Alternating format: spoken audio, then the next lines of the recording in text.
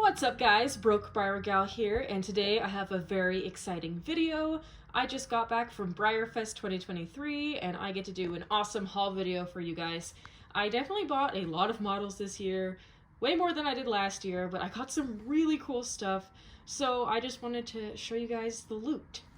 So first is, as you can probably tell, I'm going to show you all the things that I got Thursday night at the Clarion. I had a couple hours to spend there on Thursday, so I was able to find some pretty good stuff. The first thing I'm going to show you is I got Mamacita and Chico. They are this adorable Marin full set from Breyerfest 2016. They were a special run, and I particularly bought this set for the mare because she is just stunning, flawless in every way. I love her shading and her detail. The foal's a little messed up, but I had been looking for this particular set for a while, and I got them for a pretty good deal. I paid $100 for the set, so I decided to go ahead and get them. But yeah, this mold I'm obsessed with, and I kind of want to start congaing it. There's a couple other that I want, but yeah, absolutely gorgeous models, and I'm very excited to have added them to my collection. So another horse that I found on Friday night was this really cool Andalusian Stallion, and he just looks really awesome. Like, his eyes are so detailed, and he just has this really cool, almost menacing look. Like, if I were to make like a Breyerfest or a model horse show series, and he would be the villain. Like, he is just so cool looking. Unfortunately, because I bought him new in box, I wasn't able to see his offside, so as you can probably see, he has a couple of box ropes and stuff, which is unfortunate, but he actually ended up still placing at the open show, so you guys can probably see that during my placings video. But yeah, super pretty. Actually, in the same room that I got this Andalusian Stallion, I was also super hyped to pick up this Glossy Fletcher. He is a 2018 Collector Club Web Special, and this horse is just absolutely gorgeous, guys. Like, and I got him for a steal. I paid $60 for him, and he was selling for about double that in most of the rooms at the Clarion, so I was super excited to pick him up, because he is honestly, like, perfect.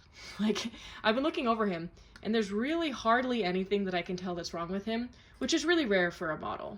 And I love this mold, so I was really hyped to get to pick up him. So a quick little overview of the Thursday night haul. So now we're going to move on to the horses that I found Friday night at the Clarion. I was so stoked for this one. I got Bridget, and I think the full name is Belter. Probably wrong, but you can correct me. This set is just darling. I have been wanting this particular set for so long. I literally scoured the Clarion on Thursday night for hours trying to find this set, but every single one of them, especially the mare, the mapping was kind of messed up. But she has really nice paint, especially the mare, and the foal is absolutely gorgeous too. I ended up paying, I think, $140 for this set, which was exactly what I was looking to spend. And they are just adorable. Like, I love Chinkatink ponies, and they're a Breyerfest 2020 special run as well. And yeah, this was definitely like a huge ISO of mine. So I'm so happy that I was able to just find a set that I really liked that are so well painted. So the last model that I bought at the Clarion was this beautiful guy. He is the original Cleveland Bay. I think he's like Journey's Travel Man or something. I'd have to look it up. As you know, I kind of accidentally started congaing the Cleveland Bay mold, but I thought it'd be awesome to have the original. And his shading is just so pretty. I love him. He's just absolutely gorgeous. I paid a pretty good price for him as well. He does have a little side scuffle on one side, but you know, that's okay because he is just such a pretty horse. So yeah, that's an overview of the horses that I bought on Friday, next to the ones I bought on Thursday. So now we're going to get into the horses that I actually got at the horse park on Saturday. I did not have the energy to pick up any of the limited editions, which I kind of regret because I definitely wanted the Tilly's Grand Design, but I literally could not fit another horse in my suitcase, you guys. So I kind of just had to, you know, go with the ones I had.